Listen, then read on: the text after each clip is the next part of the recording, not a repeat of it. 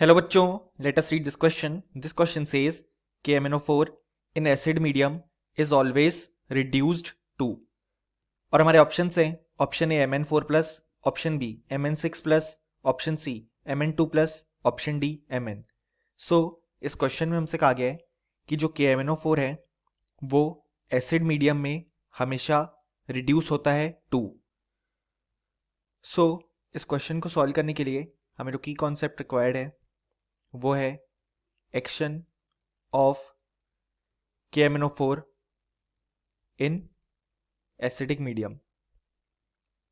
सो हम जानते हैं कि हमारे पास जो KMnO4 का सॉल्यूशन होगा उसमें अगर हम मैंगनीज का ऑक्सीडेशन स्टेट कैलकुलेट करें तो उसे हम वाई अज्यूम कर लेते हैं. सो हम लिख सकते हैं 1, क्योंकि पोटेशियम का ऑक्सीडेशन स्टेट होगा +1, plus Y -2 into 4 is equal to 0, क्योंकि ऑक्सीजन का ऑक्सीडेशन स्टेट होता है नॉर्मल -2, यानी कि 1 plus Y -8 is equal to 0, यानी कि y की वैल्यू आ गई 7. सो इस केस में मैंगनीज का ऑक्सीडेशन स्टेट है 7, जो कि इसका मैक्सिमम पॉसिबल ऑक्सीडेशन स्टेट है. इससे ज़्यादा ये ऑक्सीडेशन स्टेट शो नहीं कर सकता, यानी कि इसके बाद से ये हमारे पास केवल रिड्यूस ही होगा. इसी कारण से हमारे पास ये एक स्ट्रॉन्ग ऑक्सीडाइजिंग एजेंट की तरह एक्ट करता है, क्योंकि ये अपनी बहुत सारी स्पीशीज में रिड्यूस हो सकता है. अब हमसे क्वेश्चन में एसिडिक मीडियम की बात की गई है.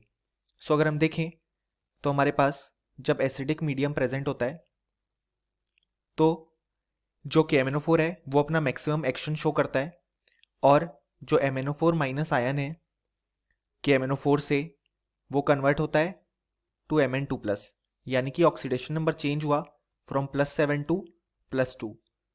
सो जो KMnO4 है वो रिड्यूस हुआ to form Mn2 plus ion, और जब ये यहाँ पे रिड्यूस हुआ तो इसके साथ जो स्पीशीज होगी वो हमारे पास यहाँ पे ऑक्सीडाइज हो जाएगी.